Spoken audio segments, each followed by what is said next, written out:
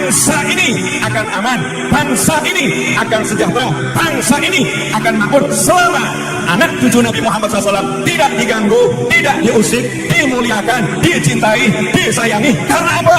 Ada doa dari kakeknya, pemimpin kita semua, baginda Muhammad Sallallahu Alaihi Wasallam. Nah, tapi kalau udah mulai gaya, Habib kok seperti itu. Nah, ini santri gaya. Ya, umat Islam mulai gaya, mulai mengkoreksi Habibnya, mulai mengkoreksi ulama-ulama dari anak cucu Nabi Muhammad SAW. Orang yang seperti itu mirip dengan iblis. Orang yang seperti itu mirip dengan iblis. Mirip dengan iblis. Astagfirullah, astagfirullah.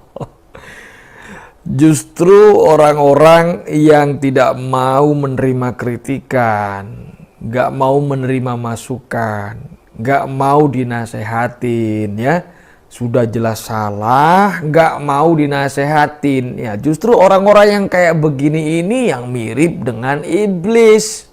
Iblis itu karakternya sombong.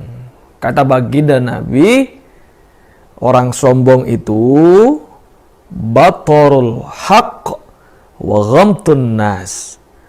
Orang sombong itu menolak kebenaran dan menganggap rendah orang lain. Jadi memandang rendah orang lain itu rendah semuanya. Menganggap dirinya yang paling tinggi, paling bagus, paling pintar, paling benar. Nah itu karakternya iblis kayak begitu. Baginda Nabi juga mengatakan bahwa ad-dinu an-nasiha. Agama itu adalah nasihat. Jadi siapapun orangnya, kalau salah, ya harus mau dinasehatin. Karena perintah menasehatin, ya, saling mengingatkan saudara sesama muslim, itu hukumnya adalah wajib. Di Al-Quran juga sudah ada. Watawasau bil haqq watawasau bis sabr. Jadi saling mengingatkan, saling menasehati dalam kebaikan dan kesabaran. Begitu. Tapi tentunya jangan lupa memberikan kritikan, memberikan nasihat itu juga ada caranya, ada akhlaknya, ya. Ada etikanya. Anak cucu Nabi Muhammad Sallallahu Alaihi Wasallam sudah tidak ada. Yang ada sekarang ini adalah zuriyahnya, keturunannya. Dan di Indonesia ini, alhamdulillah, banyak sekali zuriyah Rasulullah Muhammad Sallallahu Alaihi Wasallam. Dari zaman dulu itu sudah ada, ya. Siapakah mereka? Mereka adalah para sadah, para asyraf, para sayyid syarif, zuriyah Rasulullah Muhammad Sallallahu Alaihi Wasallam. Seperti Wali Songo, ya. Nah ini zuriyahnya banyak.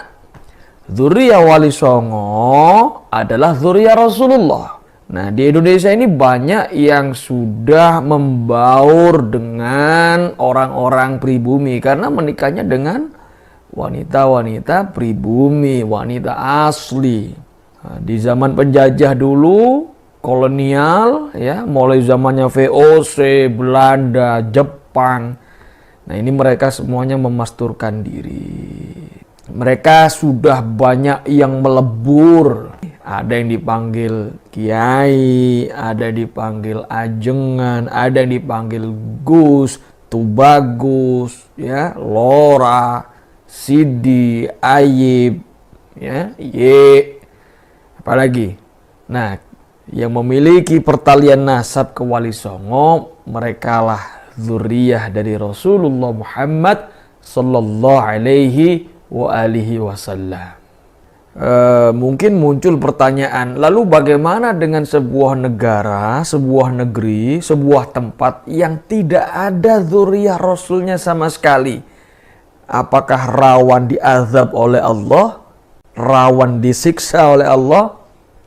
Jawabannya ada di dalam Al-Quran, surat Al-Anfal ayat 33. Bagaimana? A'udzubillahi minasyaitonirrajim.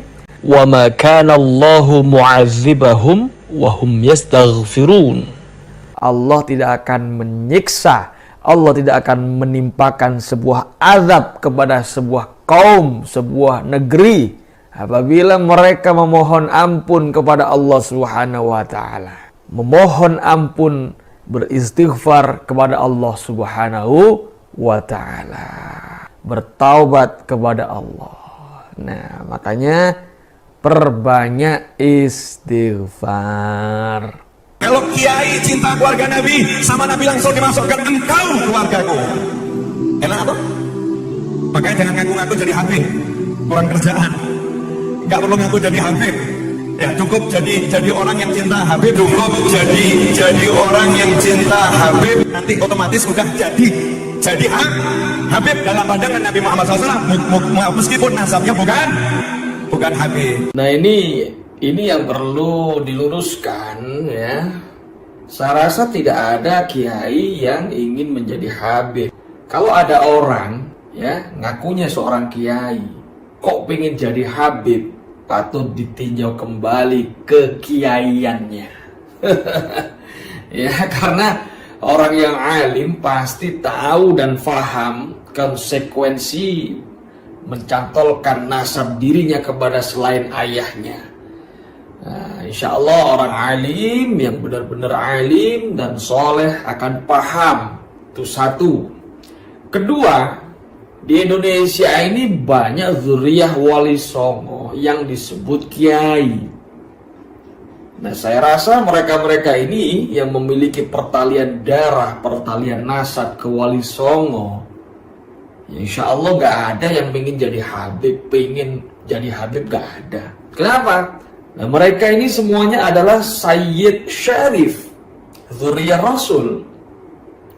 Buat apa ngaku menjadi habib, sedangkan dirinya sudah seorang Sayyid, seorang Syarif? Gak perlu, gak ada manfaatnya juga. Ini harus diluruskan ini. Karena kalau enggak akan menjadi sebuah fitnah yang besar ya. Nah, ini.